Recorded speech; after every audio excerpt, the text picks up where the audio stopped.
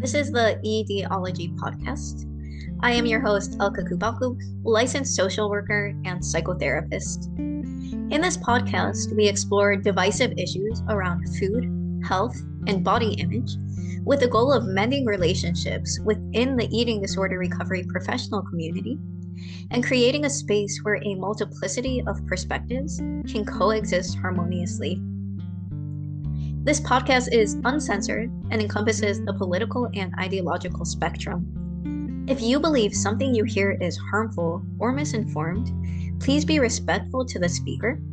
And also, feel free to reach out about recording another episode on the same topic from your vantage point. My hope is that if, as professionals, we can hold each other's stories with respect and compassion, we'll be better able to do so for our clients. Periodically, I'll hear someone describe a past therapist, a particular therapy modality, or a treatment center as just in it for the money. On the flip side, I've had many conversations with therapists and other mental health providers about how hard it is to hold fees, the guilt that comes with raising fees, the strain of enforcing cancellation policies, frustration with insurance policies, and weak boundaries that can make financial survival in this field difficult. Money is an unavoidable part of mental health care. Alongside this, my work brings me into regular contact with the depths of human suffering and the profound complexity of each person's internal world. At times, I'm trusted with stories that haven't been told to another living soul. It is humbling, it's a gift, and I'm paid for it. The fact that mental health care is both a deeply human relationship and a paid service is an uncomfortable reality, which makes it a topic worthy of conversation. In this episode, Robin Kiewit shares her story as a female entrepreneur, business owner, registered dietitian, and nurse practitioner. We explore the tension between providing affordable care and supporting ourselves and our families, the relationship between money and self worth, and the personal narratives that shape how we engage with the business side of mental health care. Robin is a nurse practitioner and registered dietitian with more than 25 years of clinical experience. She specializes in supporting women through perimenopause and menopause using hormone therapy, medical science, and psychopharmacology, with particular expertise in eating disorders, disordered eating, and body image concerns. Robin is a sought out speaker at professional conferences and events and has been featured in numerous national media outlets. You can find her on her website, robinkiewit.com. You can also find Robin's course about integrating hormone therapy and psychopharmacology in eating disorder treatment during perimenopause and menopause, and Robin's podcast, NPRD, all of which will be linked in the show notes. Thanks so much for coming on today.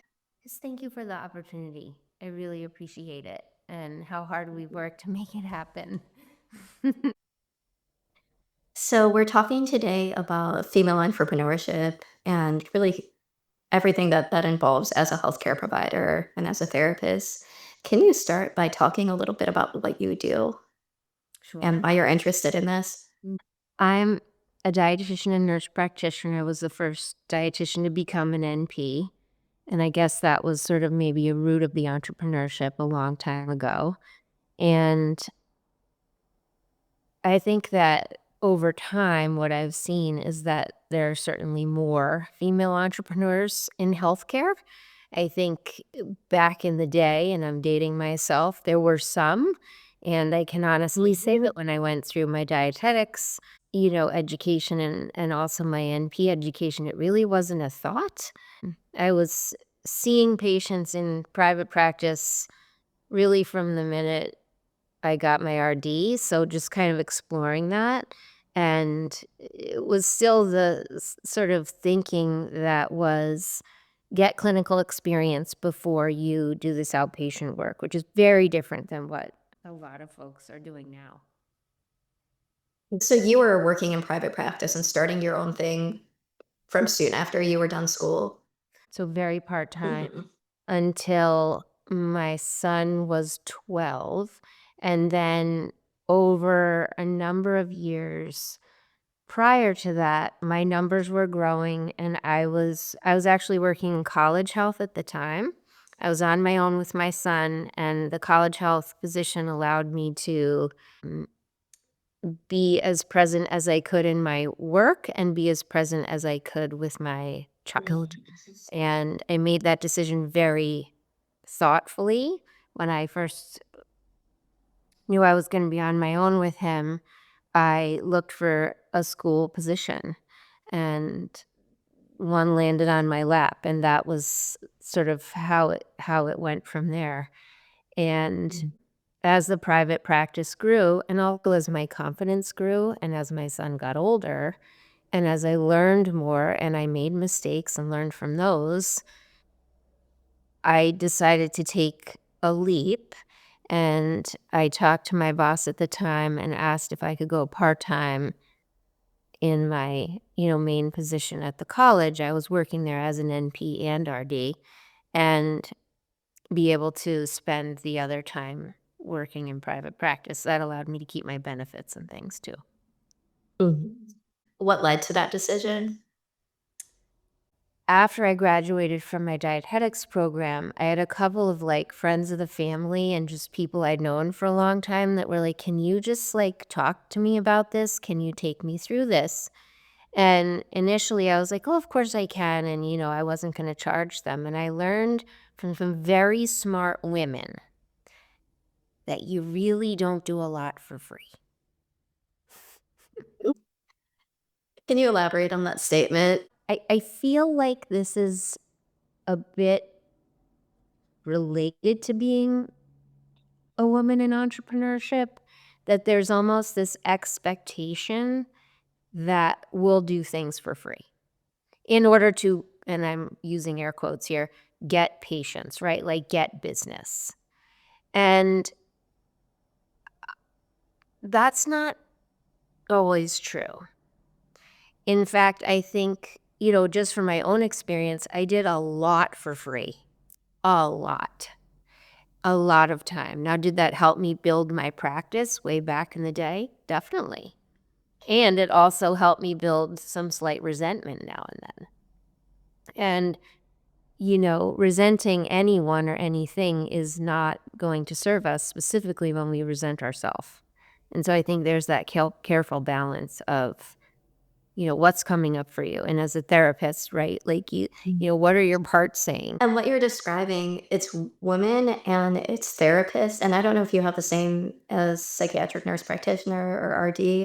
And maybe because they're female dominated fields, but not just to get referrals where I hear this kind of push pull in so many conversations about it all the time of like, I feel like I should just be giving freely to people or be there for people and supporting people, and then I start to feel resentful when it's not appreciated, or I'm, like, making too many accommodations for my clients, and then I feel bad about it. Yes, and all of that, I agree. I'm right here with you on all of that. And I think it's hard to do that and also be present with yourself that you're running a business. Like you're supporting yourself, you're supporting your loved ones, right? And I think for me, I've really had to learn how to stand in that and you know, be committed to that for myself. And that has to do also with how I've priced appointments and how I value myself. And I've had more people say to me, "You're undercharging, you're undercharging, you're undercharging." I didn't take a lot of that advice. And when I did start to take that advice, it was very scary. And I I did it in stages because that's what I was comfortable with. And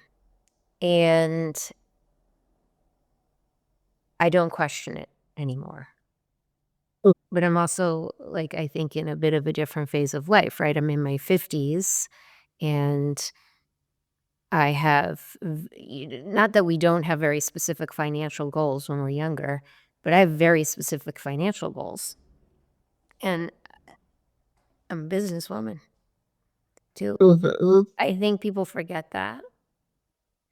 And I think we also need to allow ourselves the grace to bend our own rules. You know, we can offer sliding scale to people that we want, to human beings that need care that we want to do that with. We can take multi levels and kinds of insurance. We can change our minds.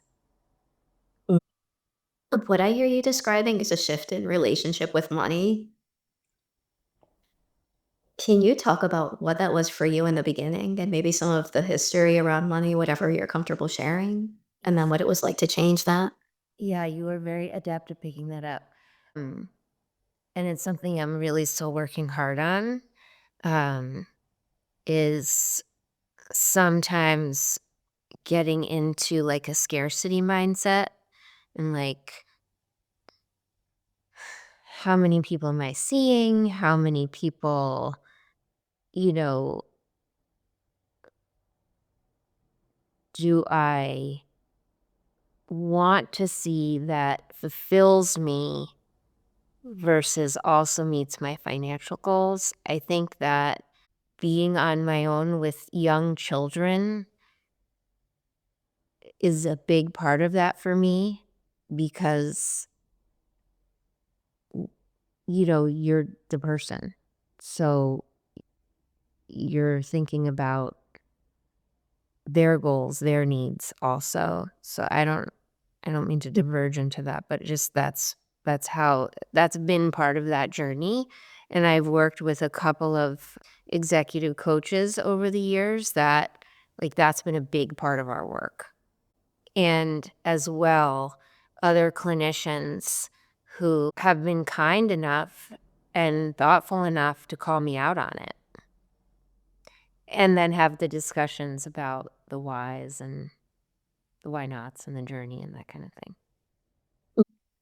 When you say that beginning scarcity mindset, can you talk more about what that looked like for you? I definitely relate to it, and I think a lot of us do, so I want to go deeper in there.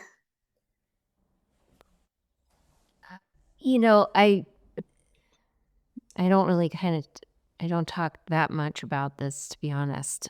But I think going from being a partnered human to then not being that and being a sole income person in my small family, it's a complete change of circumstance. It can be very scary. Um, and so that's where a lot of that comes from. Yeah. And when I hear you talking about having kids and being a mom, and on the one hand, needing to support them financially, and on the other hand, wanting to be present, I hear that as very much a driver of maybe being willing to charge more because, and it's definitely this way for me too. I know for myself, I enter and I still have a lot. I don't know how to describe my relationship with money, but not coming from a lot of it and not expecting to have a lot of it and being used to just getting by with very little. Mhm. And there's almost like my dad used to say, if you want to know what God thinks about money, look at the people who he's given it to. That's great. I love Yeah. that.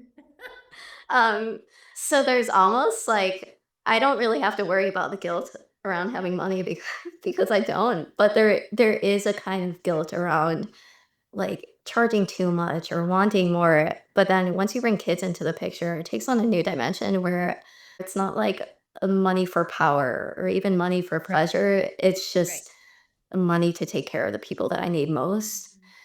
And there's almost a kind of fierceness that comes with being a mother that you have people that you will do anything for and live for. That is hugely correct. And in the some of the decisions I made a long time ago, being in part-time work in my private practice and having other jobs, like there was a time that I was working 3 jobs, my private practice, a school-based position, and, still at the hospital per diem and holidays and anytime they needed me. And I live right near the hospital because I'm in New England and we actually have a ton of snow depending on the year. Like anytime somebody couldn't go in, I was like, well, I can go in. I live right here. Yeah. You're doing those kind of things to take care of your family, take care of your kids, to take care of yourself. I jumped to two pieces of advice that I received, and one, I will not ever forget this. I was in the first school-based health position. I loved that job because of who I got to see and help. And our nursing supervisor and I were walking somewhere, and I was asking her this question about, like, how do I balance all this? I have this little child, and, like, she said, "Robin, you can have it all and not all at once." And I was like, "Oh, I never thought about it like that." And I go back to that a lot when I feel like there is an imbalance, which is pretty much every hour. Mhm. And, the to-do list is never ending, and I need and want to be over 100% available to my children and my patients. And the other piece of advice was, this is a therapist actually who said to me, this was like right during the thick of COVID and the numbers were just so high. And I had priced check-in calls with patients at $25 for 15 minutes. And I did that purposefully because a lot of people were changing medicine, starting medicine. There was just so much worry, and they just needed a check-in. It wasn't DBT, it was just like a check-in as part of their care team. And this one therapist I worked a lot with more locally said, Why are you doing that?" This was sort of after COVID, I guess. She was like, "See less people and charge more." And I was like, that didn't sit with me as well as that first set of advice.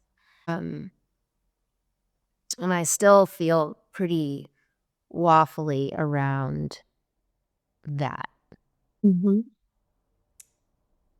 And just the driving factor in terms of any of this work has been helping people.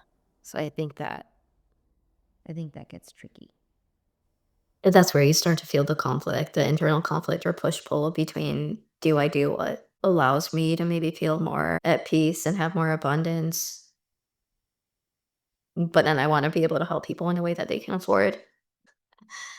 When you talk about the first piece of advice that you can have everything, but not all at once, what does that look like practically, or what are you giving up in any given moment? There have been moments where I felt like, wow, I'm on top of my game, right? Whatever they are. Maybe I think mainly it's because people are feeling better, collaborative work with colleagues, team approach, feeling supported like that. Other times it's been like being quoted in something, right? Or being asked to, collaborate or give, my clinical judgment as a consultant or something like that. And so sometimes it feels like I do have it all. It's if the kids are happy, right? Like, um, and I mean, you can't see my desk area, but like I have notes all over the place to myself. Like, so I look at that and I'm like, oh, I don't have it all at once because I have all these things to do, right? I don't know if that answers Mhm. your question. Yeah. So, there are moments when you feel like you have it all at once, which is a gift, Oh yeah, but and there's they're so Mhm. transient and like fleeting. A Yeah. shooting star. There it is. Mhm. Cover it, right? Yeah, and what you mean by that also, or what that advice is some sort of willingness for things to be incomplete. Yes, which is very difficult as a type A personality. and holding myself in that type A place when I am caring for people in my practice, right? I want them to be seen fully, wholly, collaboratively. Everything I say I'm going to deliver, I want to deliver and in a timely manner. Um, and, I think maybe you can share this in this thought process with me is, I think about my patients when I'm not seeing them. I think about, oh, that was like, what could we have done differently? Or maybe this could be different. Like, or maybe, I wonder if this would work better. I wonder what they meant, if they meant something else when they said this. Like, my brain doesn't usually shut off very much from, I'm with you on that. yeah, like from 6 a.m. until, 8:30 when I think it just gets really tired. So, Mhm. yeah. Yeah. And the other piece of that also is that oftentimes there is work that is not paid for. And I know you said the advice was always get paid for what you do. I forget how you worded it. But like if I'm looking for more resources for a client or maybe touching base with a family member, I think I struggle between the you need to get paid for your time and wanting to be able to be more. I don't like rules or too much structure or calculation. So wanting to be able to just do things without too much forethought or without everything having to be like a, I don't know, business or like money making decision. But I'm also not very financially adept because of that. Mhm. So let me backtrack a little bit. Like when I think about not doing things for free, I think I mentioned like that would be different, like a different example from like if you're building your business and say you're doing a chamber of commerce talk or you're doing like where we are sometimes people are going to salons where not like a salon where you get your hair done, but like someone's home where they're kind of doing a more in-depth discussion about a certain topic, right? And that I think can be hugely fruitful. Um, and I think you're absolutely right. Like, I mean, I spend a lot of time collaborating with other providers, whether I'm sending emails of follow up or scheduling phone calls with a new patient's team because I'm new to the team, talking to treatment centers while a patient is within perhaps a shorter long-term stay. None of that is really like anything we charge for. Okay. And that's so tricky, I think, like, when you talk to someone who runs a different kind of business or, like, you think about an attorney, like, every time you talk to them for 15 minutes, like, you get charged. So, Mhm. it's and I wonder about that also being that relationship to the more female-dominated Yeah. fields. Um, Mhm. and as I've spent years now, like, thinking about where's this I was like, where do I wanna make sure the practice is serving people, helping people, and still being stimulating for me? Like, where do I wanna move it to that way? And I landed on the hormone therapy piece, and, here I am, like, I have many patients now in that I feel very blessed, like, in that way, and I still think there's room to eat my words, pun intended, and do something like, I'm contemplating, like, do I do a chamber of commerce discussion, right? Have do I offer sort of those services out? Like, what do I do if I do something without getting paid, if it's going to share with more people how I can help? So I think thinking Mhm. about it that way is interesting because the the referrals that I get are from other clinicians. Mhm. And that I think in this is my opinion, obviously, is just like those are your most solid referrals Yeah. because you're like for me, just they're folks that I get to work with they really want to do the work. So it's going to be a very tangible, thoughtful.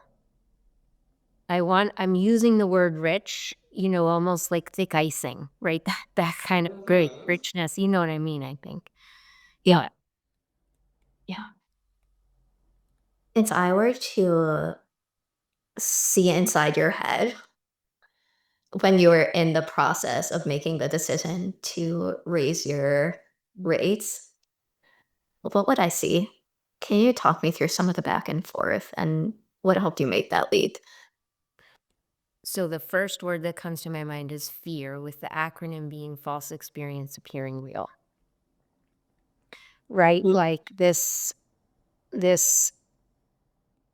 complete worry and anxiety, and I can even feel it in my body right now as we're talking about it.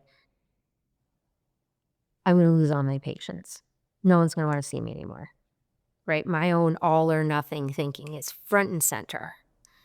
People are going to think I'm not worth that. Am I worth that?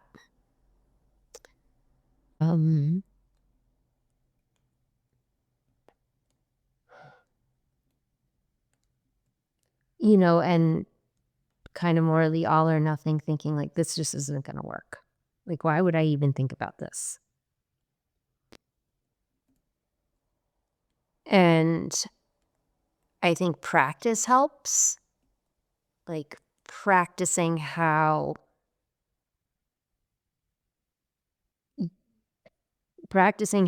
like, once you decide, then that, okay, this is where I'm moving things to, and this is why. And you don't always have to have a why. Maybe you need a why for yourself, right? But practicing how that is going to be communicated. And the more recent time I raised my rates, I received so many emails from patients saying, great for you, completely support you, thank you for everything. Not everybody, like there's always some outliers. And, there were also folks that, like, I do see on a sliding scale. I don't really know necessarily that I do that, but some of them do. Mhm. Wait, folks who you see on a sliding scale that don't know? So there were a select few patients that, like, I know in their situation that it was best to not shift their rate. So you just didn't shift their rate, but didn't say anything to them about it? Yeah. Yeah. It sounds like it was almost a feel the fear and do it anything and do it anyway for you. Yes, which I think goes with that acronym, right? Wait, Mhm. yeah, feel the fear and do it anyway, definitely. And I had the folks that were really supportive of me, with me through that process. So, like, when I sent the email, they knew I was sending the email because we practiced it and, like, we talked about it after. Did you at any point have the switch between accepting insurance and not? Or were you to begin with not? So that's a great question. Initially, and it's a little different for me because I'm duly credentialed. So initially, I was taking insurance as a dietitian only, and I was credentialed with 6 panels. And I did that very purposefully, and I wanted to take all of those panels. I truly think that utilizing insurance is a right that we have if we have that option. And after years and years, and you may hear this with other guests and other folks you talk to in the field, like after years and years of it just being like banging my head against the wall with certain insurance companies, I slowly came off certain panels. And in the spring of 2025, I put in notice for the last 2 panels that I was credentialed with, and I did that because I got completely pushed over the edge. I mean, it was a thoughtful decision also, but it had an extraordinarily difficult situation with an insurance company. You work with women in menopause. You talk about female entrepreneurship. There's something about what being a woman means to you. If I ask you the question of what does being a woman mean to you? Strength, fortitude, courage, love, empathy, intuition,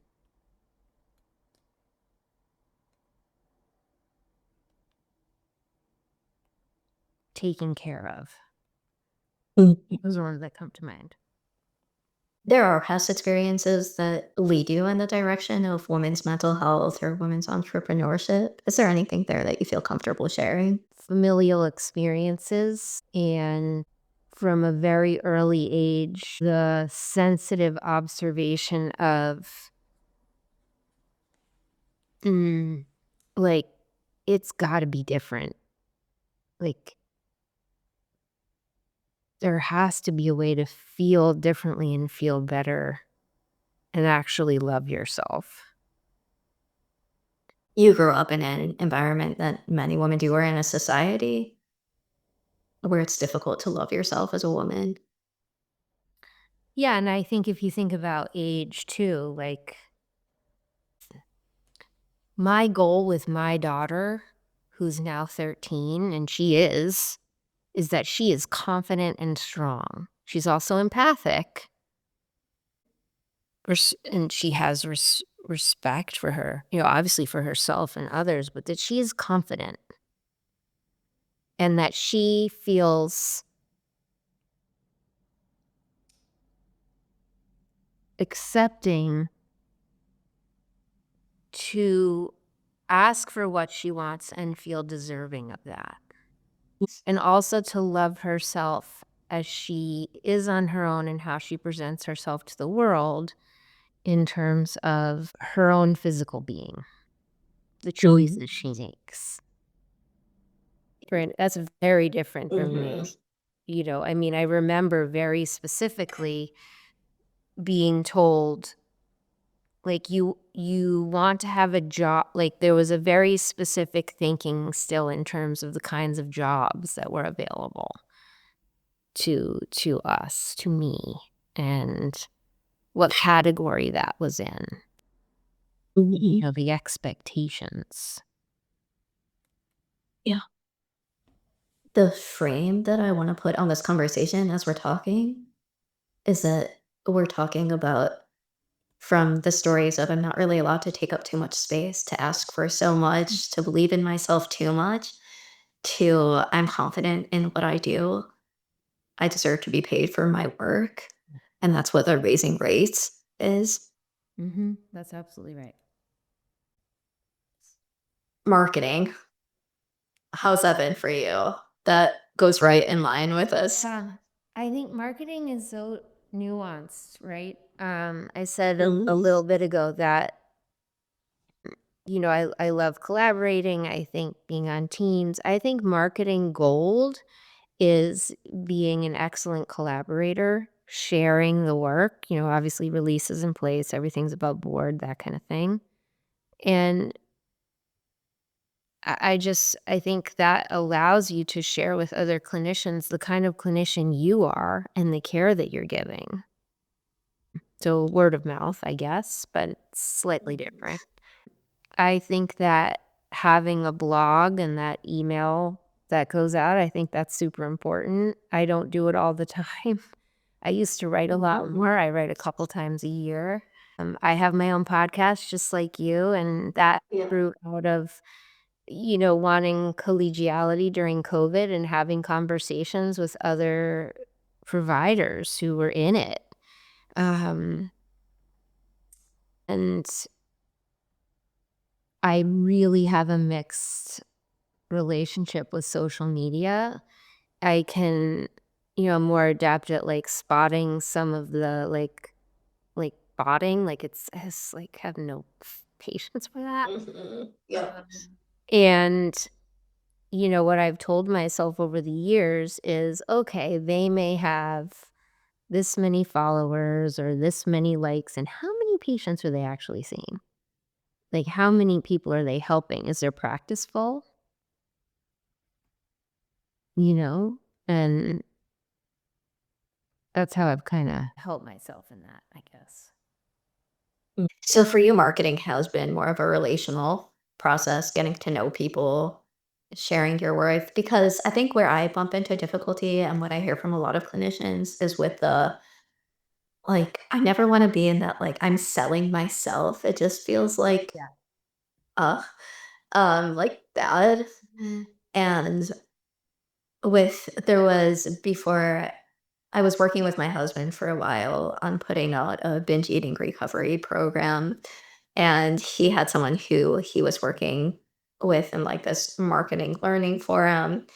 And he hired him to work with us. And the structure of how you format the page and the personal sharing, but then promises, like we had to edit a lot, but it was very uncomfortable for me. And we never actually published it because something about it just felt like too much revealing too much of myself for the sake of making people pay money. I don't know, something about it just felt really bad. I Have you had any experience with that? I just tend to be a lot more personal about it, and this is, I think, a great example. Like, I was city-based, Boston city-based for years, like 17 years. And then I moved out to the suburbs, and I really didn't know anyone. And living in this area, like, we're so fortunate because we have so many talented providers in this niche, right? So I moved out here and I got some space, subletted some space, and it was slow. It was like really slow. And I went to my office, which I could only get on Fridays. So there I sat every Friday, and I made it a point to go into that office every Friday, even if I had no one to see, so that I walked in and out of that building and I used that time to get in touch with other providers. And we are also very fortunate to locally, and it's also national, have MEDA, the Multidisciplinary Eating Disorder Association. So I went to MEDA, which I've been a member for years, and I got a list of all the clinicians that were out by me, whether they were therapists, dietitians, MDs, whoever they were. And I wrote them all a handwritten note, introducing myself, maybe reintroducing myself, just would it be, could we talk sometime, something like that. And some people responded right away, super graciously. Other people, not at all. And I got a couple of responses like, well, kind of who are you? Like, what? Mhm. But it really worked because it gave me confidence. I was completely vested in it. It's a personal touch.